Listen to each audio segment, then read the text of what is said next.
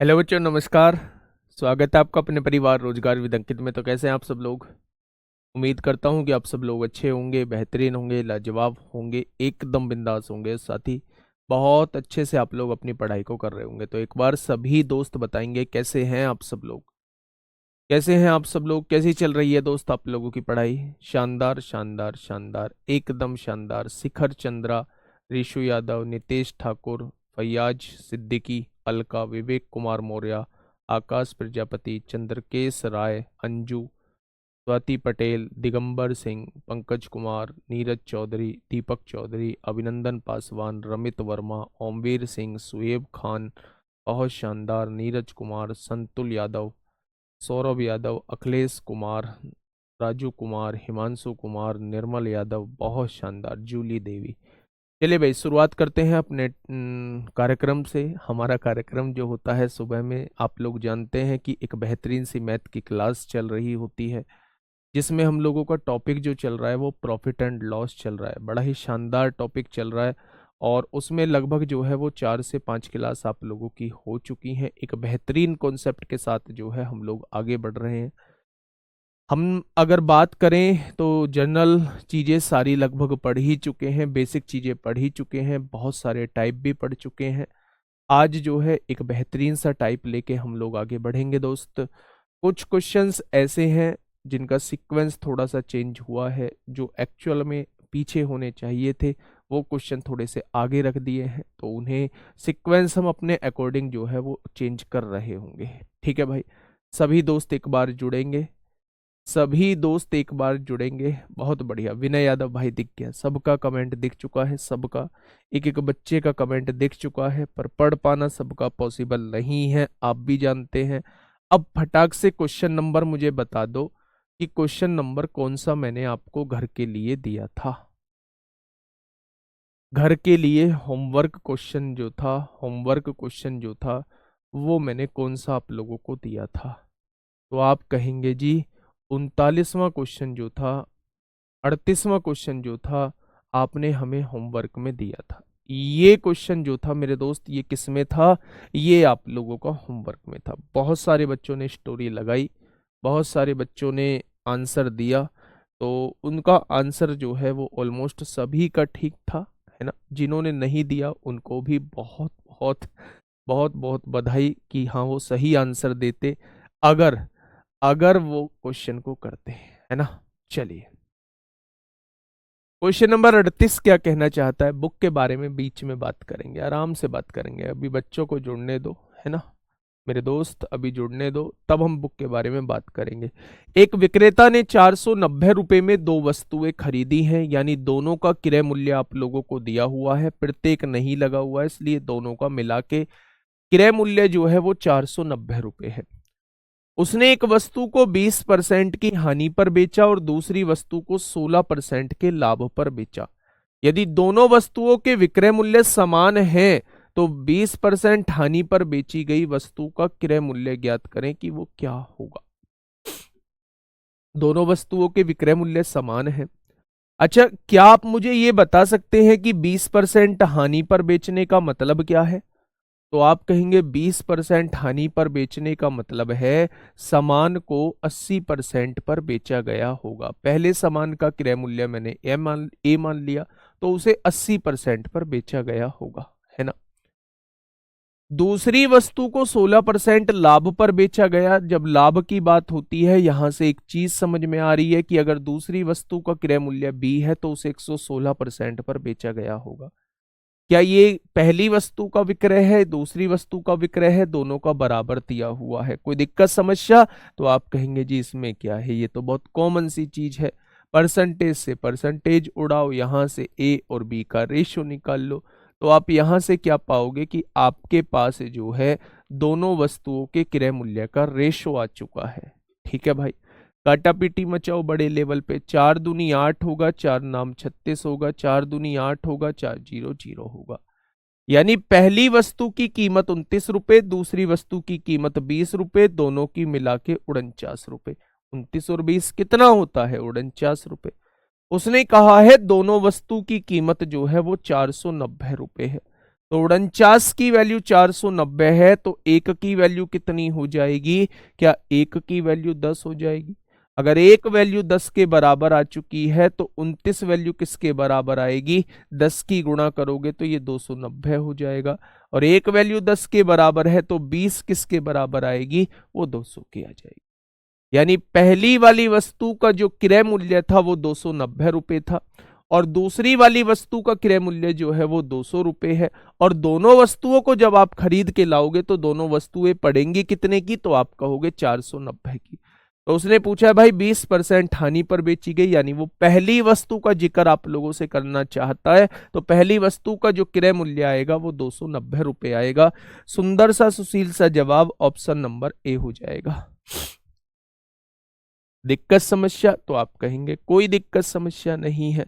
Next question आप लोगों के सामने, नेक्स्ट क्वेश्चन आप लोगों के सामने है मेरे दोस्त, क्वेश्चन नंबर 39।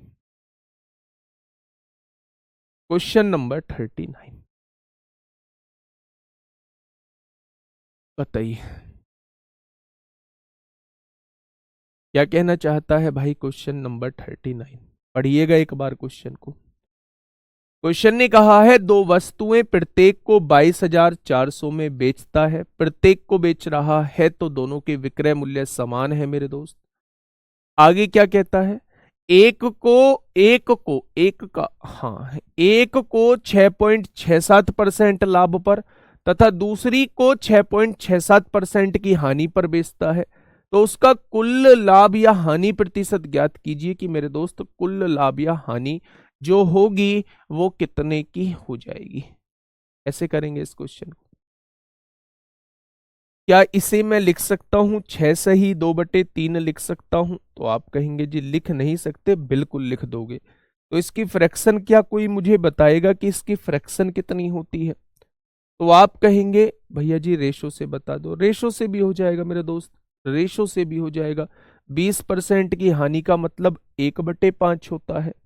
1/5 का मतलब वो 5 की चीज को कितने में बेचा गया होगा? 4 में बेचा गया होगा। 16% के लाभ का मतलब क्या होता है? अगर मैं इसकी फ्रैक्शन पूछूं तो 4/25 होता है। 4/25 होता है ना। 16% लाभ का मतलब 4/25 हो जाएगा। तो यहां जो होगा 25 का सामान 29 में बेचा गया होगा। अब दोनों वस्तुओं के विक्रय मूल्य समान है, तो समान करने के लिए आपने 29 की गुणा की होगी, यहाँ 4 की गुणा की होगी, यहाँ भी 29 की गुणा हो जाएगी, यहाँ भी 4 की गुणा हो जाएगी। क्या दोनों वस्तुओं के विक्रय मूल्य समान आ चुके हैं? अब उसने कहा है दोनों के क्रय मूल्य जो है वो दोनों के क्रय मूल्य का योग 490 है। तो आपने कहा जी 29 पंजे 145 होते हैं और 25 चौका 100 होते हैं।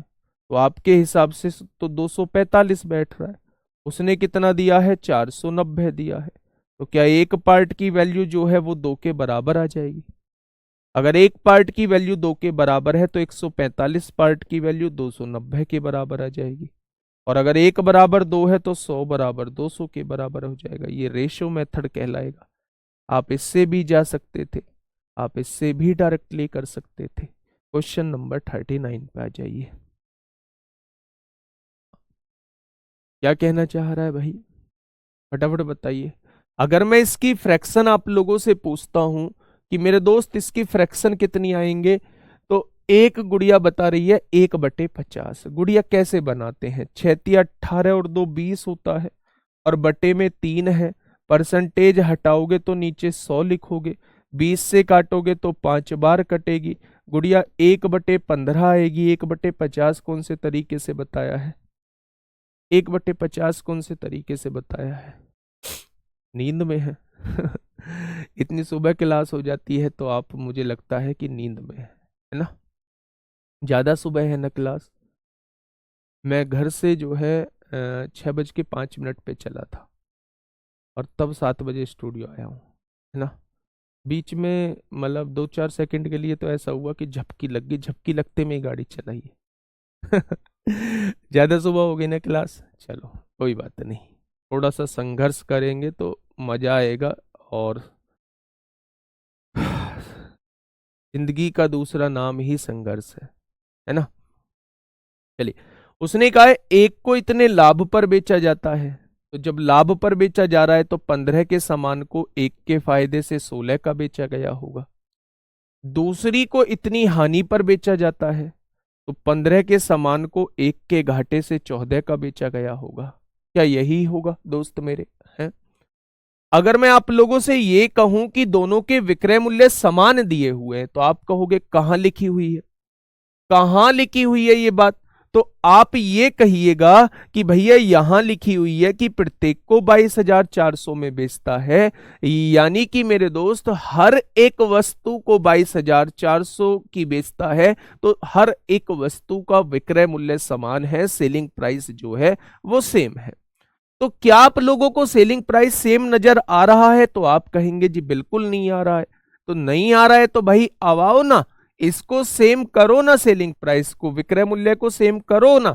तो आप कहेंगे जी बिल्कुल करेंगे। तो अगर मैं इनको बराबर करना चाहता हूं तो क्या मुझे यहां 7 की गुणा करनी पड़ेगी, यहां 8 की गुणा करनी पड़ेगी? आप कहोगे जी आपको कैसे पता चला? तो मेरे दोस्त 16 और 14 का एलसीएम जो है वो 112 आएगा। तो इसे 112 बनाने के लिए आपको 7 की गुणा करनी पड़ेगी, इसे 112 बनाने के लिए आपको 8 की गुणा करनी पड़ेगी। तो मेरे दोस्त जब यहां 7 की गुणा करी है तो यहां भी 7 की गुणा करिए, यहां भी 8 की गुणा करिए, सब कुछ फिट बैठ चुका है। जैसा क्वेश्चन ने कहा था वो सब कुछ फिट बैठ चुका है। आपने कहा जी 112 और 112 224 रुपए की दोनों वस्तुएं बेच दी होंगी। और अगर मैं यहां ये कहूं 105 और 120 जो है वो 225 रुपए की वस्तु बेच दी होंगी और 225 रुपए की खरीदी होंगी।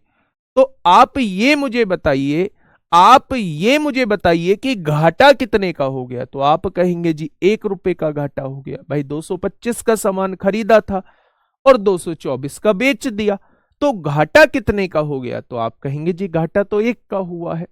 तो भाई साहब घाटा वो 1 की वैल्यू आपसे पूछना चाह रहा है, तो अब 1 की वैल्यू निकालेंगे कैसे? क्या क्रय मूल्य दोनों वस्तुओं का, उसने कहा है प्रत्येक को इतने की बेचता है, मेरे हिसाब से प्रत्येक को कितने की बेचता है? 112 की। उसने कितने की कहा है? 22,400 की कहा है। तो क्या एक पार्ट की वैल्यू जो है वो 200 आ जाएगी? और उसने पूछा भी एक पार्ट की ही वैल्यू है, यानी उसे जो होगी 200 रुपए की हानि हो जाएगी।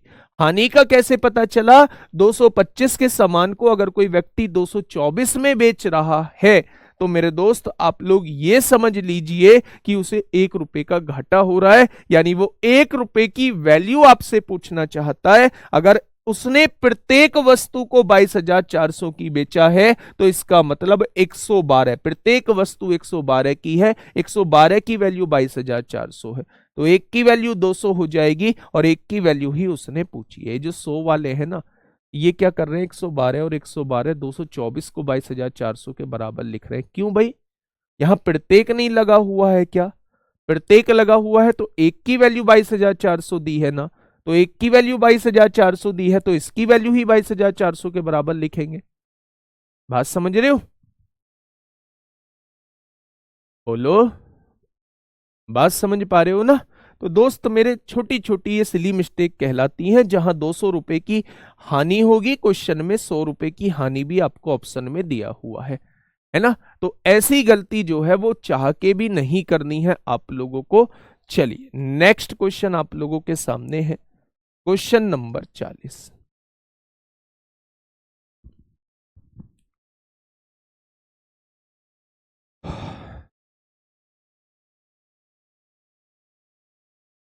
बताइए।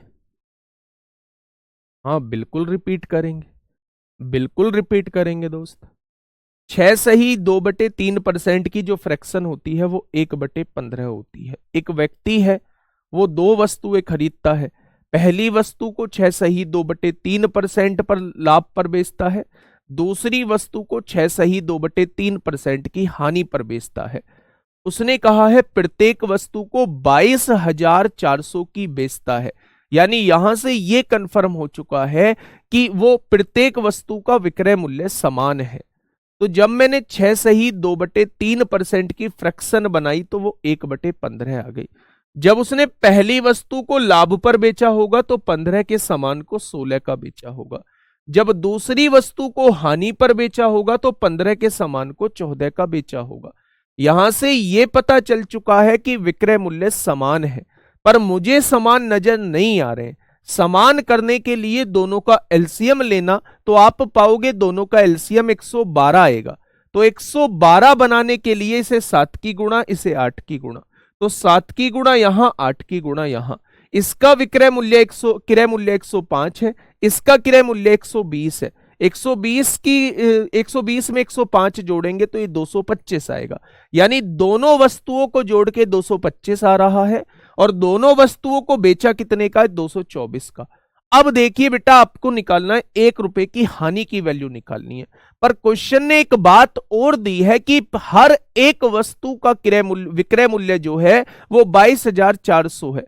तो मेरे हिसाब से हर एक वस्तु का विक्रय मूल्य 112 दिया हुआ है, तो क्या 112 की वैल्यू 22,400 है? तो एक बार एक की वैल्यू 200 हो जाएगी, उसने एक की वैल्यू ही पूछी है। ठीक, चलिए नेक्स्ट क्वेश्चन नंबर 40 आप लोगों के सामने है। क्या कहना चाह रहा है भाई क्वेश्चन ने कहा है कि एक व्यक्ति 2 गाय प्रत्येक को 15,640 में बेचता है। यहां से भी कंफर्म हो चुका है प्रत्येक का विक्रय मूल्य जो है वो समान है। 15% लाभ और दूसरी को 15% की हानि पर बेचता है, तो उसका कुल लाभ या हानि प्रतिशत बताओ। वैसे तो क्वेश्चन 2 तरीके से हम लोग, पहला तरीका मैं आप लोगों को बता चुका हूं पहले, आप रेशो मेथड से भी क्वेश्चन को कर सकते हैं, बस इन वैल्यूज में परिवर्तन किया हुआ है, बाकी उसने कोई परिवर्तन नहीं किया है। लेकिन एक दूसरा तरीका भी मैंने आप लोगों को बताया होगा।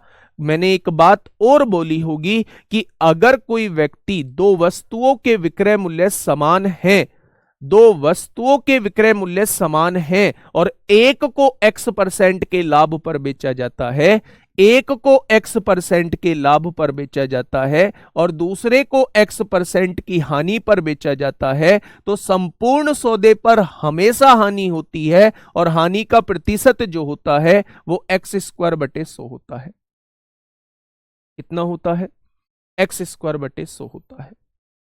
ये बात आप लोगों को समझ में आ गई क्या? तो मेरे दोस्त, अगर वो आपसे हानि पूछना चाह रहा है, अगर वो आपसे हानि पूछना चाह रहा है, केवल वैल्यू, अगर उसने परसेंटेज पूछी होती, अगर उसने परसेंटेज पूछी होती तो आप डायरेक्टली यहां से क्या निकाल लेते? डायरेक्टली आप यहां से कहते कि 2.25% की हानि हो जाएगी, 2.25% की हानि हो जाएगी। मेरे दोस्त, कैसे पता लग जाएगा भाई? 15 और 15 यहां दोनों बराबर हैं, जब दोनों बराबर होते हैं तो दोनों का स्क्वायर कर दो। 15 का स्क्वायर करेंगे क्या हो जाएगा? 225, और 225/100 क्या हो जाएगा? 2.25% की हानि हो जाएगी। हो जाएगी या नहीं? बोलो। बहुत शानदार। लेकिन अगर हमसे एग्जैक्ट वैल्यू पूछी है, हमसे मेरे दोस्त एग्जैक्ट वैल्यू पूछी है, हाँ, अगर हमसे एग्जैक्ट वैल्यू पूछिए, देखो परसेंटेज तो हम लोग डायरेक्टली निकाल लेंगे, उसमें हमें रेशो की तरफ जाने की जरूरत नहीं है। जो हमने रेशो मेथड लगाया था उसमें रेशो मेथड लगाने की जरूरत नहीं है। लेकिन अगर हमसे एग्जैक्ट वैल्यू पूछी गई है कि भाई कितने का घाटा हुआ, कितने का लॉस, कितने का फायदा हुआ, तो फिर आपको इस मेथड से जाना होगा। ठीक है, और मैं ऐसा क्वेश्चन जो है वो 2-3 करा चुका हूं, तो ये क्वेश्चन दोस्त आप लोगों को खुद करना। कर लोगे या नहीं? एक बार कर लोगे तो थम्स अप कर दो, नहीं तो मैं कराऊं फिर इसे।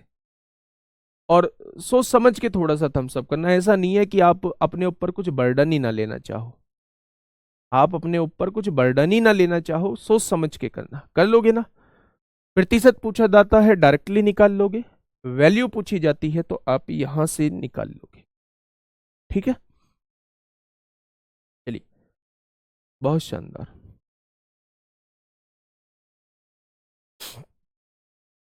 वैसे भी वैसे अगर करना चाहें हम, पहली को एक पर 15% लाभ होता है, दूसरी पर 15% की हानि होती है, तो उसका कुल लाभ या हानि, हाँ वैल्यू ही पूछना चाह रहा है।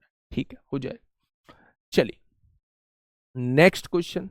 अब यहां देखिए, ये पूछा जरूर जीडी कांस्टेबल में गया है क्वेश्चन, लेकिन क्वेश्चन ऐसा है कि यूपीएसआई में अगर इसके दर्शन हो जाए तो बहुत सारे बच्चे जो हैं, बहुत सारे बच्चों का आ गया है कि करवा दीजिए। चलो, ये जो बच्चों का आया है ना कमेंट की करवा दीजिए। ये समझ लीजिए कि वो कुछ भी करना नहीं चाहते हैं, कुछ भी नहीं करना चाहते हैं, हाथ पे हाथ रख के बैठे हुए हैं, रजाई में से थोड़ा सा मुंह निकाला हुआ है, बस इतना मुंह निकाला हुआ है जितने में मोबाइल की स्क्रीन दिख जाए, है ना।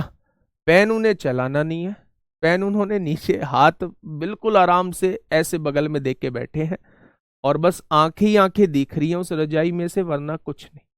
भाई ऐसे काम नहीं चलेगा। कुर्सी मेज उठाओ, उस पे जाके बैठो, आराम से मुंह वूह धो के उस पे जाके बैठो। जब क्वेश्चंस को करने लगो तो हर क्वेश्चन आसान लगेगा। इतना आसान होता तो दोस्त मेरे हर एक व्यक्ति नौकरी ले रहा होता। 15% की भिन्न थोड़ा सा मुझे बता दो, क्या 3/20 हो जाएगी? पहली को लाभ पे बेचा है, यानी 20 की चीज को 23 की बेचा होगा 3 के फायदे से। दूसरी को हानि पे बेचा है, 20 की चीज को 17 में बेचा होगा 3 के नुकसान से। हाँ या ना? अब मेरे दोस्त दोनों जो है अभाज्य संख्या है, बराबर करने के लिए 17 की गुणा यहां कर दो, 23 की गुणा यहां कर दो, कोई दिक्कत ही नहीं है मेरे दोस्त, हो जाएगा। 17 की गुणा यहां कर दो, 23 की गुणा यहां कर दो, हो जाएगा क्या? अब आप यहां देखिए, ये कितना हो जाएगा? 340 हो जाएगा, और ये कितना हो जाएगा? 460 हो जाएगा। जब आप यहां देखेंगे तो दोनों वस्तुओं का क्रय मूल्य 800 आ जाएगा। आएगा या नहीं? अगर अगर मैं आपसे कहूं कि यहां विक्रय मूल्य कितना आएगा? 17×51 को 1 हासिल 5, 17 दूनी 34 और 5 39 हो जाएगा। 391 इसका आया है, 391 इसका आ जाएगा। तो दोनों का विक्रय मूल्य अगर मैं आपसे पूछता हूं तो वो 782 आ जाएगा। आएगा या नहीं? तो एक और एक दो, 2 9 18 को 8, एक कह रहा जी मोबाइल भी रजाई के अंदर ही है। भाई साहब निकलने की गुंजाइश ही नहीं है। एक और एक 2 9 9 18 को 8 हासिल 1 782 आ गया। यानी वो आपसे पूछना चाह रहा है भाई साहब 8 की वैल्यू पूछना चाह रहा है। अगर 8 की वैल्यू पूछना चाह रहा है तो आंसर 8 का मल्टीपल होगा। और ये भी पता लग चुका है कि 800 की चीज अगर 782 में बेच रहे हैं तो घाटा ही हो रहा होगा। तो फायदे वाला तो मतलब ही नहीं बनता। ना तो ये जवाब होगा ना ये जवाब होगा, या तो जवाब ये होगा या जवाब ये होगा। लेकिन बदकिस्मती से दोनों ही ऑप्शन जो है वो 8 से डिवाइड होते हैं, तो हमें तो करना पड़ेगा। अगर मैं आपसे कहूं कि प्रत्येक को 15,640 की बेचता है तो मेरे हिसाब से तो 391 की बेच रहा है, तो उसने कहा है 15,640 की बेचता है।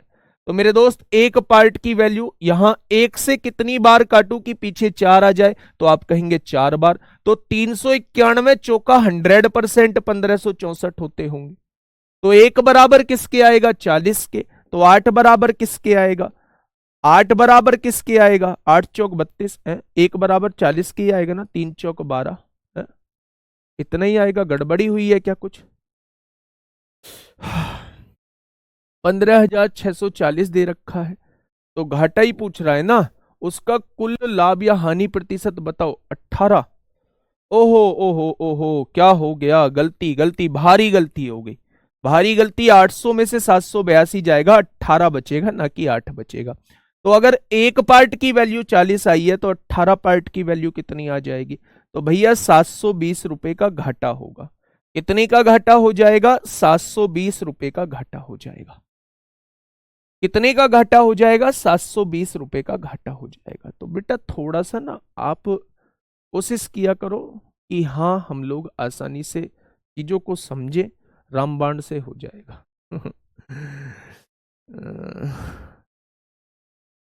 चलिए ठीक है भाई, आगे बढ़े। बहुत बढ़िया, बहुत शानदार। अब आइए मेरे दोस्त इस क्वेश्चन की तरफ। मैं इस क्वेश्चन की दोस्त आप लोगों से बात कर रहा था। मैं कह रहा था कि ये जीडी जरूर लिखा हुआ है, लेकिन क्वेश्चन जो है बड़ा शानदार क्वेश्चन है। ये जीडी लिखा जरूर जीडी है, लेकिन क्वेश्चन जो है वो मेरे दोस्त बड़ा शानदार क्वेश्चन है। समझिए क्वेश्चन कहना क्या चाह रहा है। हाँ, क्वेश्चन ने ये कहा है कि ए ने एक वस्तु बी को 20% लाभ पर बेची। 2317 का एलसीएम कितना होगा सर? जब दोनों अभाज्य संख्याएं हैं तो गुड़िया शायद नंबर सिस्टम नहीं पढ़ के आई हैं आप। जब दो अभाज्य संख्याएं या कितनी भी अभाज्य संख्याएं होती हैं तो उनका गुणनफल ही उनका एलसीएम होता है। तो अगर 13 और 17 दोनों अभाज्य संख्याएं हैं या दोनों को प्राइम नंबर हैं, सहभाज्य संख्याएं हैं, तो दोनों का मल्टीप्लीकेशन ही एलसीएम आएगा। ठीक है, देखिए अगर मैं यहां से यहां तक का क्वेश्चन पढ़ता हूं, केवल यहां से यहां तक का क्वेश्चन पढ़ता हूं, तो यहां से यहां तक क्या बात समझ में आई? ए ने एक वस्तु बी को 20% लाभ पर बेची, तो क्या 20% की भिन्न आप लोग मुझे बता पाएंगे कि वो 1/5 होती है? यहां ए लिख लीजिए, यहां बी लिख लीजिए। यानी ए ने एक वस्तु को बी को 20% लाभ पर बेचा है, यानी 5 का खरीद के बी को कितने का बेच दिया होगा? 6 का बेच दिया होगा। ठीक है, 6 का बेच दिया होगा। आ जाइए अब आगे की तरफ। बी ने इसे 12% की हानि पर सी को बेच दिया है, तो 12% की फ्रैक्शन कितनी होती है? तो आप बताएंगे जी 12% की फ्रैक्शन तो 3/25 होती है। तो अगर बी ने इसे 12% हानि पर सी को बेच दिया है, तो इसका मतलब 25 के समान को बी ने 3 के घाटे से, 25 के समान को 3 के घाटे से, 3 के घाटे से कितने का बेच दिया? 22 का बेच दिया है। किसको बेच दिया है? सी को बेच दिया है। 12% हानि का मतलब क्या है? 12% हानि का मतलब है 25 के समान को 3 के घाटे से 22 का बेच दिया गया होगा। ठीक है। हाँ, चलिए आगे कह रहा है सी ने इसे 25% लाभ पर डी को बेच दिया है। 25% लाभ का मतलब क्या है? 25% लाभ का मतलब है 1/4। यानी सी ने जो है वो 4 के समान को 1 रुपए के फायदे से 5 रुपए का बेच दिया। अब एक बार क्रॉस चेक कर लो, कहीं कोई गलती तो नहीं हुई है। ए ने एक वस्तु बी को 20% लाभ पर बेची, यानी 5 के समान को 6 का बेच दिया। बी ने इसे 12% के हानि पर सी को बेच दिया, 25 की चीज को 22 में बेच दिया। और सी ने 25% के लाभ पर डी को बेच दिया, यानी 4 के समान को 5 का बेच दिया। आप लोग रेशो बहुत अच्छे से पढ़ के आए हैं, क्या चारों का रेशो मुझे बता पाएंगे कितना होगा? तो आप कहेंगे जी रेशो निकाल लो, यहां से यहां 22 लिख दो, यहां 25 लिख दो, यहां 4 लिख दो, यहां 4 लिख दो। काटापीटी मचाने में आपसे ऊपर शायद ही कोई दुनिया में मौजूद हो। आप कहेंगे जी 2 3 6, 2 3 6, 2 3 6 और 2 दूनी 4। और भी कुछ कट सकता है? बिल्कुल कट सकता है। 2 एकम 2, 2 दूनी 4, 2 दूनी 4, 2 से काटेंगे 11 बार। क्या और भी कुछ कट सकता है? आप कहेंगे जी अब गलती से भी काटने की कोशिश मत करना। 25 पंजे, क्या पहले की वस्तु 125 आ जाएगी? क्या दूसरे की वस्तु 25 तिया 75 दूनी 150 हो जाएंगे? 22 तिया 66 दूनी 132 हो जाएंगे। और 11 पंजे 55 तिया 165 हो जाएंगे। ठीक है भाई, क्या चारों की वैल्यूज आप लोगों के सामने आ चुकी है?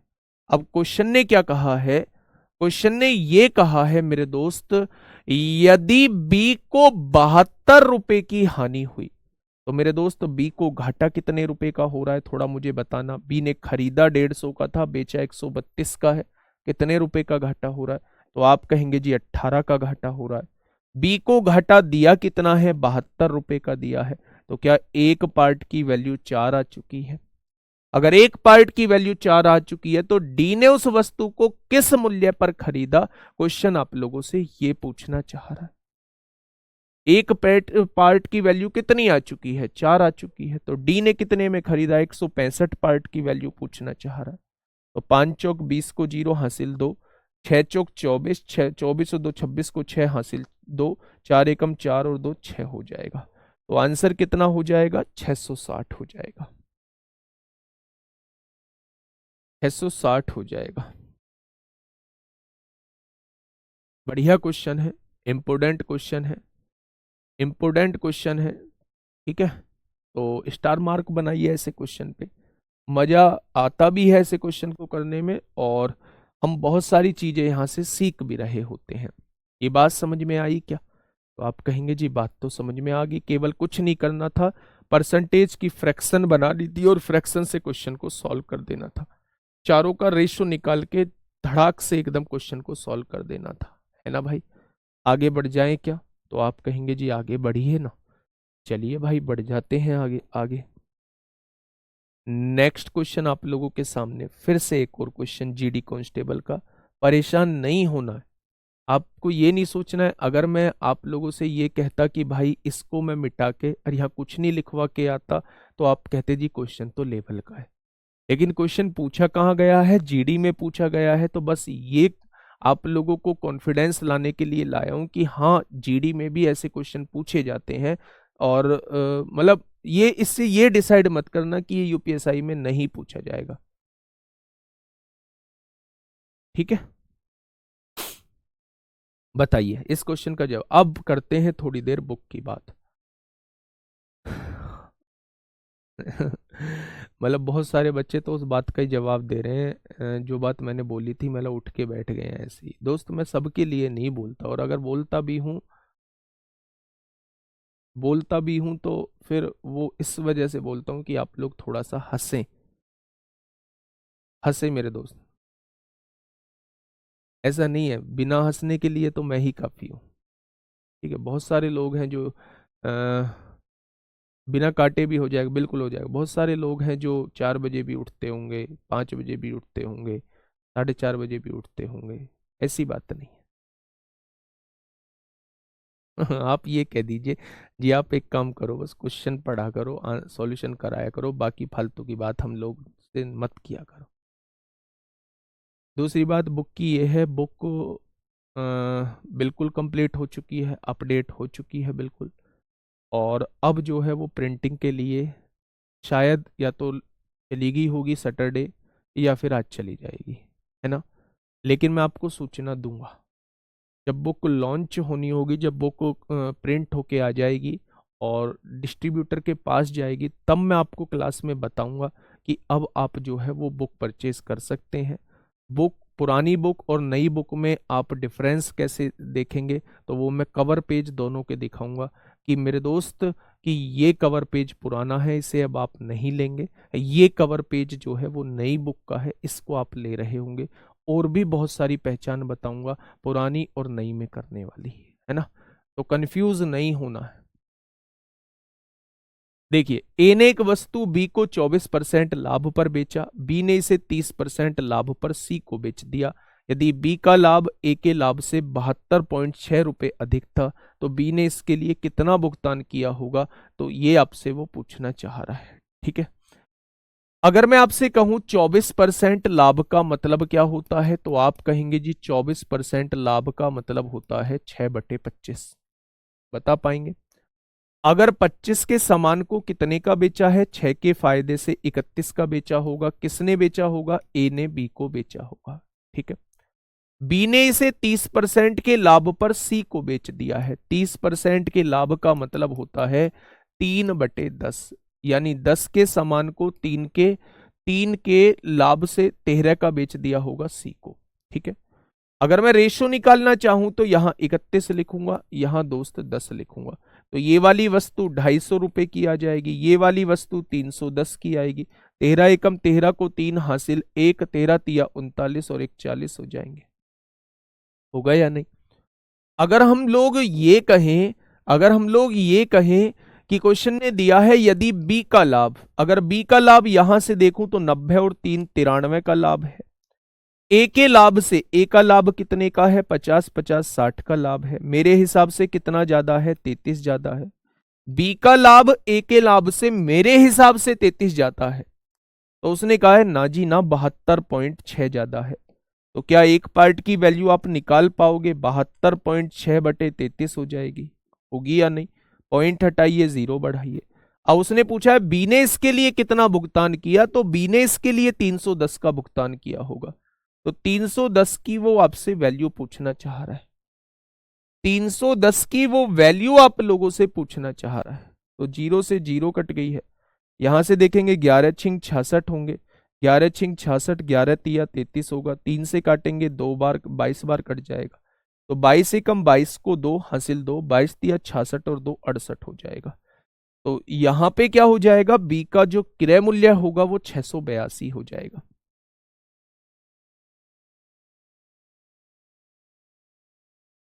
क्या ये बात समझ में आ चुकी है? तो 682 जो होगा इस वस्तु का बी का जो है वो क्रय मूल्य हो जाएगा। ठीक है भाई, आगे बढ़े। तो ऐसे क्वेश्चन को आप लोग हमेशा किससे करेंगे? रेशो से सॉल्व कर रहे होंगे। नेक्स्ट क्वेश्चन आप लोगों के सामने है, फटाफट बताइए। Question number 43। क्वेश्चन नंबर 43 कहता है कि एक निर्माता थोक विक्रेता को 6% लाभ पर उत्पाद बेचता है। थोक व्यापारी उत्पाद को खुदरा विक्रेता को 8% लाभ पर बेचता है और खुदरा विक्रेता उत्पाद को अपने ग्राहक को 10% लाभ पर बेचता है और ग्राहक द्वारा भुगतान की गई कीमत जो है वो 31,482 रुपए है। तो निर्माता को उत्पाद की लागत क्या है, यानी शुरुआत वाला मूल्य वो आपसे पूछना चाह रहा है। ये वो टाइप शुरू होता है जब एक वस्तु जो है बहुत सारे लोगों के पास से होते हुए जाए और फाइनली ग्राहक के पास पहुंच जाए। या तो आप लोगों को इस केस में ग्राहक के द्वारा दिया गया पेमेंट दिया होगा, या फिर आप लोगों से शुरुआत में वो वस्तु कितने रुपए की थी वो आप लोगों को दोस्त दिया होगा, है ना। तो आप लोग देख रहे हैं कि निर्माता ने उसका निर्माण किया और कुछ परसेंट के लाभ पर उसको उत्पादक को बेचा। फिर उत्पादक थोक व्यापारी को किसको बेचा है? थोक विक्रेता को। फिर थोक विक्रेता ने उसे खुदरा विक्रेता को बेचा है और खुदरा विक्रेता ने फिर क्या किया है? ग्राहक को बेचा है। तो जब भी एक वस्तु जो है वो बहुत सारे लोगों के पास से होके जाती है तो उसे हम रेशो मेथड से भी कर रहे होते हैं। दो तरीके बताऊंगा, है दोनों रेशो मेथड ही, बस घुमा के थोड़ा सा इधर उधर कर दिया है ना। है दोनों रेशो मेथड ही। अगर मैं मान लूं निर्माता के पास निर्माता के पास उसकी कीमत जो थी वो ए रुपए थी। कितनी थी? ए रुपए थी। अब इसने क्या किया? 6% लाभ पर बेचा। तो 6% लाभ का मतलब होता है सामान को 106% पर बेचना। भाई अगर उसने ए रुपए में लागत है, उस वस्तु की कीमत ए रुपए है, लागत जो है क्रय मूल्य जो है वो ए रुपए है, ठीक है। अगर उसने 6% के लाभ पर बेचा है तो बेटा क्या उसने 106% पर बेचा होगा? तो आप कहेंगे जी बिल्कुल बेचा होगा। थोक विक्रेता ने क्या कहा? थोक विक्रेता ने इतने का खरीद के खुदरा विक्रेता को 8% लाभ पर बेचा, यानी इसने भी 108% पर बेचा होगा। बेचा होगा या नहीं? आगे बढ़ते हैं। और खुदरा विक्रेता क्या करता है? ग्राहक को 10% लाभ पर बेचता है, यानी इसने 110% लाभ पर 110% पर वैल्यू बेची होगी। और ये फाइनली वैल्यू जो है ये ग्राहक के पास पहुंच चुकी है ये वस्तु, और ग्राहक ने इसका कितना पेमेंट किया है? तो आप कहेंगे ग्राहक ने इसका 31,482 का पेमेंट किया है। वस्तु का निर्माण कहां हुआ था? वस्तु का निर्माण यहां हुआ था कि वस्तु ए रुपए की निर्माण हुई, उसमें उसने 6% लाभ पर इसको बेच दिया, इसने 8% लाभ पर इसको बेच दिया और इसने 10% लाभ पर इसको बेच दिया। फाइनली वस्तु इसके पास पहुंच चुकी है। तो आप ये चीज जो है वो समझ गए होंगे। अब इसके बाद जो है कॉन्सेप्ट तो दोस्त मेरे साथी यहां खत्म हो चुका था। अब इसके बाद जो केवल और केवल बचती है वो कैलकुलेशन बचती है। सुनिएगा थोड़ा। अगर मैं यहां से कहूं तो 0 से 0 कट जाएगी, काटापीटी मचाइए बड़े लेवल पे। 4 दूनी 8 होगा, 4 सत्ते 28 होगा, 4 से काटेंगे 25 बार आएगा। 2 से काटेंगे 2 पंजे 10, 2 तिया 6, 2 पंजे 10 होगा, 0 आ जाएगा। ठीक है, तो एक ही वैल्यू क्या आ चुकी है मेरे दोस्त? पहले तो काट लीजिए और काट सकते हैं, वैसे तो मल्टीपल से भी देख सकते हैं कि इसका मल्टीपल ही आंसर होगा, लेकिन एक बार आप पूरा काट लीजिए। 11 दूनी 22 होंगे, 8 बचेगा, 9 बचेगा, 11 अट्ठे 88 होंगे, कितना बचेगा? 6 बचेगा, 11 छिंग 66 होंगे, 11 दूनी 22 होंगे। 6 दो यहां 9 से काटिए, 9 तिया 27 होंगे, 9 तिया 27, 1 बचेगा, 9 एकम 9, 9 अट्ठे 72 होंगे। 3 से काटेंगे 106 बार कटेगा और 53 से काटेंगे 2 बार कटेगा। कटेगा क्या? तो 25 पंजे 125, 125 1250 जो है वो इधर भाग में है, इधर आके गुणा में हो जाएगा। तो 1250 दूनी कितने होते हैं? तो आप कहेंगे 1250 दूनी 25 पंजे 1 0 ये भी है, 25,000 हो जाएंगे, 25,000 हो जाएंगे। तो यानी कि शुरुआत में जो वस्तु की कीमत रही होगी वो कितनी रही होगी मेरे दोस्त, वो 25,000 रही होगी। अब कुछ बच्चे कहेंगे जी रेशो मेथड भी लगा सकते हैं। बेटा ये रेशो मेथड ही था, बस मैंने इसे ऐसे पलट के लिख दिया। आप कैसे लगाते रेशो मेथड? भाई 6% लाभ पर बेच रहा है, यानी 50 की चीज को 53 का बेच रहा है। आगे कैसे करते? थोक विक्रेता 8% लाभ पर बेच रहा है, यानी 25 के सामान को 2 के फायदे से 27 का बेच रहा है। ठीक है, उसने ग्राहक को बेचा 10 के सामान को 11 का बेच रहा है। कुछ कट पिट रहा है? तो आप कहेंगे जी कुछ कुछ कट पिट नहीं रहा है। ये शुरुआत वाली वैल्यू हो जाती, ये शुरुआत वाली वैल्यू हो जाती है, ये लास्ट वाली वैल्यू हो जाती है। और लास्ट वाली वैल्यू कितनी दी हुई है? 31,482 दी हुई है। तो यहां से फिर 11 से काटो, 11 दूनी 22, कितनी बार कटेगा? 2862 बार कटेगा। इसे काटो, कितनी बार कटेगा? 106 बार कटेगा। फिर इसे काटोगे 2 बार कटेगा। यहां से एक पार्ट की वैल्यू 2 आएगी, तो इतनी पार्ट की वैल्यू कितनी आ जाएगी? 25 पंजे 125, 1250 की 10 में करेंगे 12,500 की वैल्यू पूछना चाह रहा है। अगर 1 बराबर 2 तो इतना बराबर किसके हो जाएगा? तो दोनों रेशो मेथड ही है, दोनों जो है वो रेशो मेथड ही है। ठीक है, तो मेरे दोस्त ये रेशो मेथड हो जाएगा 25,000। चाहे इससे कर लीजिए, ये शुरुआत वाली वैल्यू होती है, बाद वाली। लेकिन मैं इसको प्रेफर क्यों नहीं करता, मैं इससे क्यों नहीं कराता? क्योंकि मेरे दोस्त अगर पिछला वाला क्वेश्चन देखा जाए, कहीं बीच के बारे में कुछ पूछ लिया, कहीं बीच के बारे में कुछ दिया हुआ है, जैसे यहां बीच में दिया हुआ है कि भाई इसका लाभ जो है इसके लाभ से इतना ज्यादा है, तो जब ऐसी कंडीशन होती है तो फिर इस वाले से रेशो निकालिए तीनों का, तब उससे क्वेश्चन को बनाइए। भैया जी पेन उल्टा पकड़ा हुआ है आपने। हाँ हाँ, वो उधर से थोड़ा सा पतला है इसलिए पकड़ा हुआ है ना, इधर ये बहुत पतली नोक है, इसलिए मैं हमेशा इधर से ही लिखता हूँ। चलिए ठीक है भाई, तो ये चीज समझ में आ गई ना। तो ये आपका रेशो मेथड था, रेशो, और ये भी रेशो मेथड ही है, लेकिन इसको डायरेक्ट किया है मैंने। ये भी रेशो मेथड ही है, इसको मैंने डायरेक्ट किया है बस, है ना। तो आंसर क्या आ जाएगा? 25,000 इस क्वेश्चन का जवाब आ जाएगा।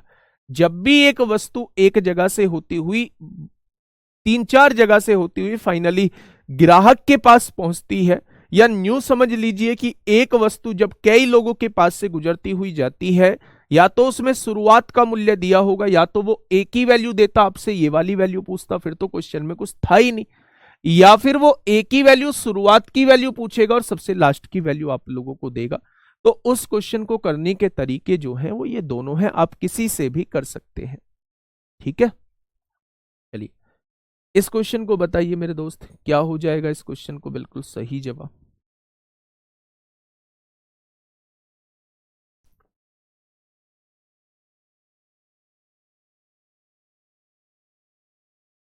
आराम से पढ़िए, 44 क्वेश्चन देखिए मेरे दोस्त, फटाफट बताइए क्या होगा। काजल देवी, सर बताते क्यों नहीं 39वें क्वेश्चन में CP 305 आ रहा है? गुड़िया एक बार जोड़ो और फिर से जोड़ के मुझे बताओ कि 305 ही आ रहा है क्या CP? एक बार खुद से जोड़ के बताओ। 39 क्वेश्चन, और आपने 39 के क्वेश्चन के चक्कर में आपने दुनिया भर के क्वेश्चन गवा दिए अपने।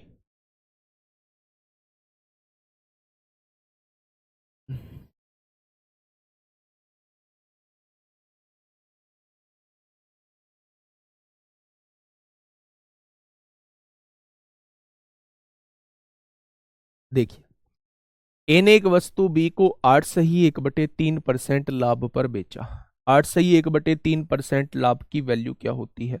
या 8 सही 1/3% की वैल्यू 25/3 लिख सकते हैं, परसेंट हटाओगे तो नीचे 100 लिखोगे, तो आप कहोगे इसकी जो फ्रैक्शन हो जाएगी वो 1/12 हो जाएगी।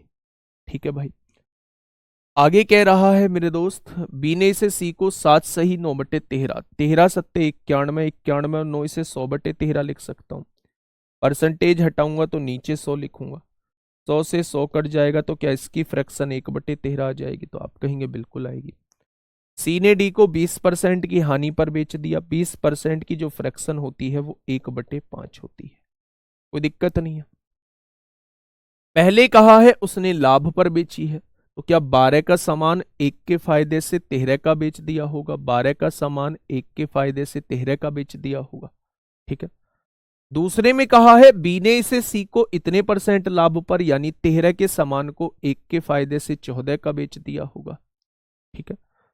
फिर कहा है सी ने डी को 20% हानि पर बेच दिया यानी 5 के सामान को 1 के घाटे से 4 का बेच दिया होगा। हानि हो रही है। अगर कोई चीजें क्रॉस में कट रही है तो उन्हें काट दो। ये शुरुआत वाली यानी इनिशियल वैल्यू होगी, ये फाइनल वैल्यू यानी लास्ट वाली वैल्यू हो जाएगी। अभी बता के आया हूं। अगर यहां से हम लोग देखते हैं मेरे दोस्त, 13 से 13 उड़ जाएगा, 4 से काटेंगे 3 बार कटेगा, अब कुछ नहीं कटेगा यानी आपने 15 का माल खरीदा था, शुरुआत में कीमत 15 थी और बाद में जो वस्तु पहुंची है वो 14 रुपए की पहुंची है। तो उसने कहा यदि सी को 420 रुपए की हानि हुई है। अच्छा, ये तो इस तरीके से फिर नहीं होगा, फिर तो हमें रेशो बनाना पड़ेगा मेरे दोस्त। यदि सी की हानि, बीच की हानि आप लोगों को दी हुई है, ये तो हमें दोस्त रेशो बनाना होगा। तो बी ने वस्तु कितने में खरीदा होगा, फिर हम लोग रेशो की तरफ चलेंगे। हाँ ठीक है, मैंने बीच का कहा था कि जब भी अगर फाइनल वैल्यू दी हुई है तो हम इसको लगा रहे होते, उसने बीच में एक वैल्यू दे दी है तो उसमें भी कोई बहुत बड़ी चीज नहीं है मेरे साथी। आप लोग डायरेक्टली यहां देखिए, ए बी और सी और डी। ठीक है, 4 लोग हैं। पहले लाभ पर बेची गई है तो 12 का सामान 1 के फायदे से 13 का बेचा गया होगा। दूसरे में फिर फायदे से बेची गई है तो 13 का सामान 1 के फायदे से 14 का बेचा गया होगा। और तीसरे में घाटा दे दिया है तो 5 का सामान 1 के घाटे से 4 का बेचा गया होगा। यहां से देखिए, यहां 13 लिख दीजिए, यहां 13 लिख दीजिए और यहां 13 लिख दीजिए। ठीक है, पड़ोसी 5 है, 5 है। आप यहां 14 लिख दीजिए। 13 उड़ सकता है तो उड़ा दिया आपने, चारों जगह से उड़ सकता था तो उड़ा दिया। और भी कुछ उड़ सकता है तो आप कहेंगे जी गुंजाइश भी नहीं है। ये अगर शुरुआत में वैल्यू 60 रुपए की होगी तो बी को इसने वस्तु 65 रुपए की बेची होगी। बी ने क्या किया होगा, इसे फिर 70 का बेचा होगा। और सी ने क्या किया है, इसे फिर 56 का बेचा है। सी को होने वाला घाटा कितने का होगा, तो आप कहेंगे सी को होने वाला घाटा 14 रुपए का हो जाएगा। भाई ये 70 ने सी में खरीदा था और डी को 56 का बेचा है, 14 रुपए का घाटा खा लिया। और उसने कहा सी को 420 रुपए की हानि होती है। तो 14 की वैल्यू कितनी दी है, 420, तो 1 की वैल्यू कितनी हो जाएगी, 30 हो जाएगी। होगी या नहीं। तो उसने बी ने वस्तु को कितने में खरीदा था, यानी 65 की वैल्यू आपसे पूछी जा रही है। तो आप क्या कहेंगे, 5 दिया 15 को 5 हासिल 1, 1950 इस क्वेश्चन का जवाब हो जाएगा।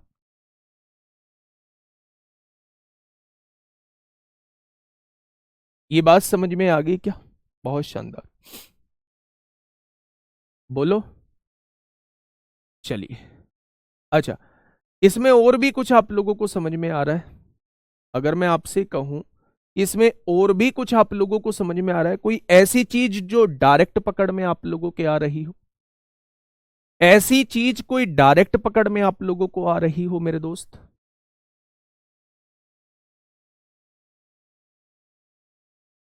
बोलो। चलो, एक चीज यहां से पकड़ने की कोशिश करो, एक चीज मेरे दोस्त यहां से पकड़ने की कोशिश करो।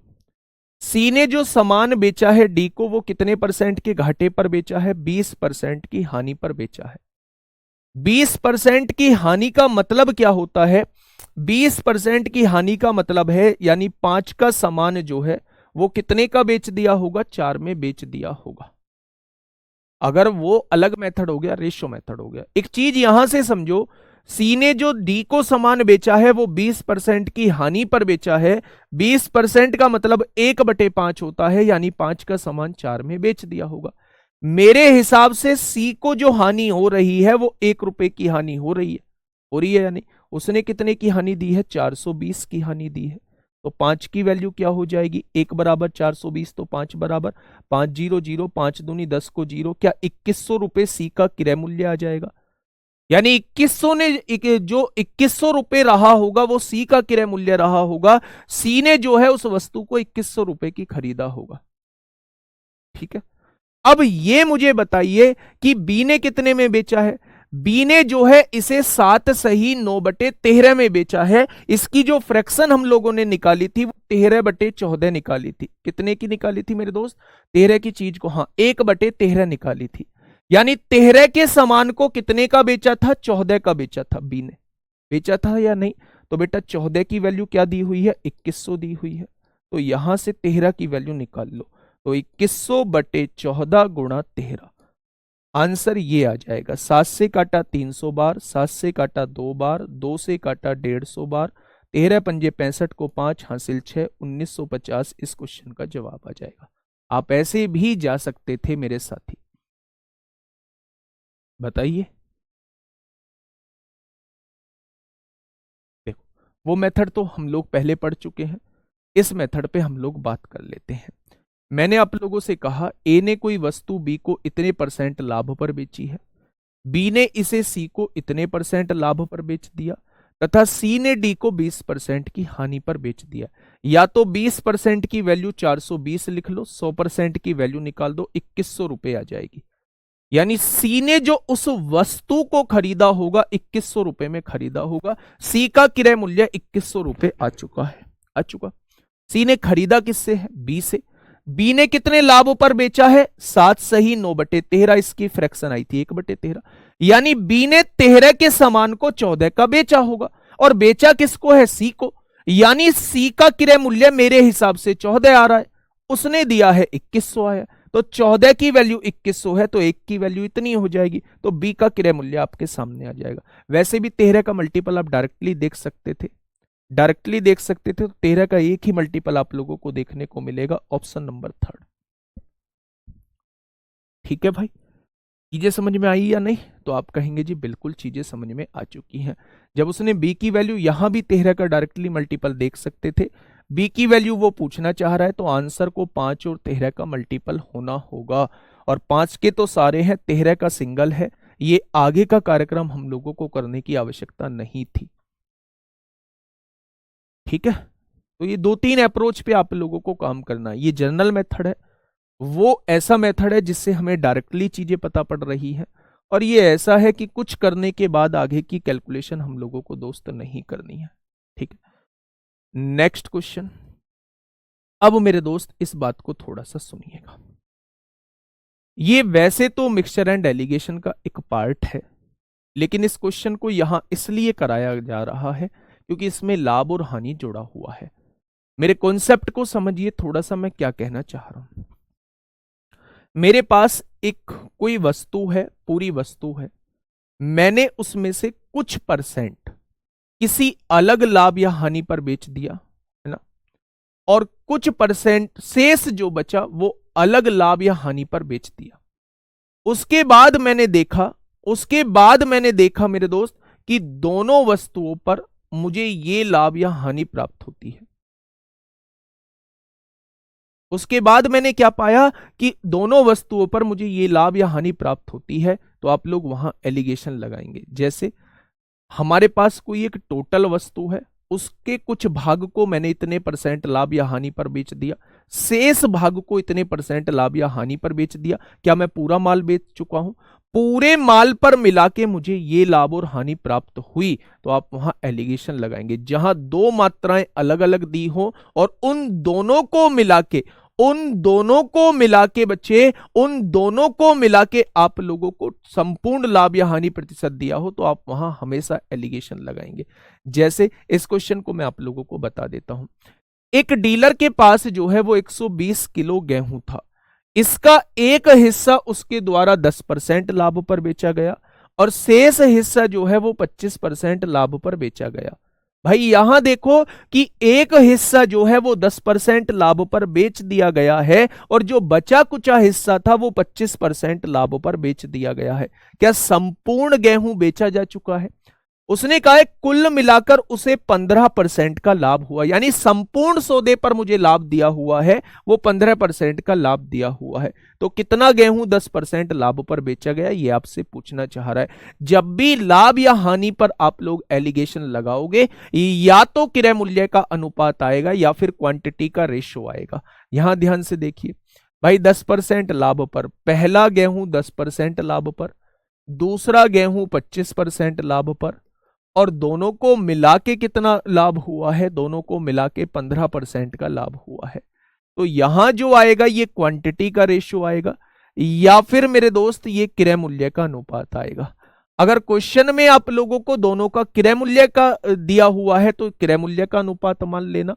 अगर आपको क्वेश्चन में जो है वो क्वांटिटी का अनुपात, क्वांटिटी दी हुई है टोटल, तो इसे क्वांटिटी का रेशो मान लेना। ठीक है, 15 में से 10 जाएंगे 5 बचेगा, 25 में से 15 जाएंगे 10 आएगा, तो यहां रेशो जो है वो 2:1 आ जाएगा।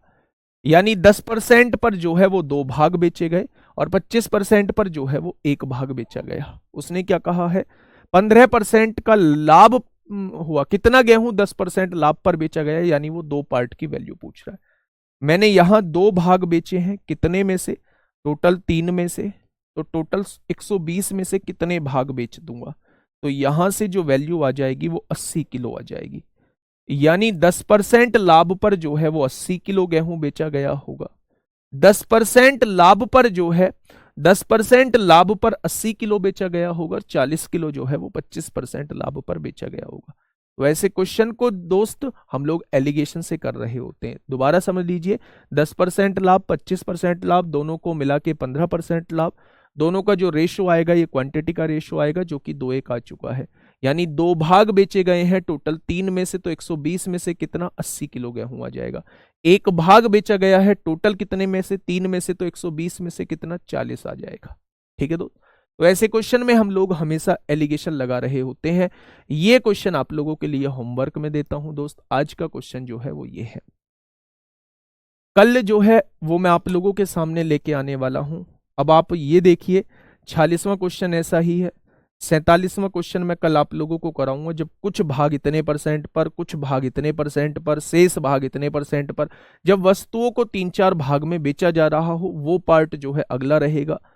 48वां क्वेश्चन बिल्कुल ऐसा ही है, 49वां क्वेश्चन बिल्कुल ऐसा ही है, लेकिन सबसे इंपॉर्टेंट आ जाता है ये वाला, ये ट्रेंडिंग कॉन्सेप्ट जो है, यानी कि ये क्वेश्चंस वो हैं जो आजकल पूछे जा रहे हैं, है ना। फिर इसके बाद जो है हम लोग बेईमान दुकानदार पढ़ने के बाद जो है हम लोग जो है फिर हम किसकी तरफ चलेंगे, यूपीएसआई के क्वेश्चन की तरफ चलेंगे। बुक का टाइटल कल दिखा दूंगा, आज मेरे पास अभी नहीं है।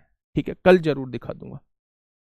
ठीक है, चलिए फिर आज के लिए जो होमवर्क था मेरे दोस्त वो था ये वाला क्वेश्चन। इस क्वेश्चन को आप होमवर्क में जरूर बताइएगा। सुशील यादव मेरे दोस्त पढ़ दिया है आपका नाम। मिलते हैं कल एक बेहतरीन क्लास के साथ। बृहस्पतिवार में क्लास नहीं होगी, मैं फिर से बता दे रहा हूं कि सैटरडे में क्लास लेने का एकमात्र कारण था कि बृहस्पतिवार में मैं क्लास ना ले पाऊं। आपको भी पता है कि हर 10वें दिन मुझे हॉस्पिटल जाना होता है, तो 14 तारीख को, पहले 4 तारीख में गया था, तो 14 तारीख को दोस्त मुझे हॉस्पिटल जाना है, तो बृहस्पतिवार को आपकी क्लास जो है वो नहीं होगी।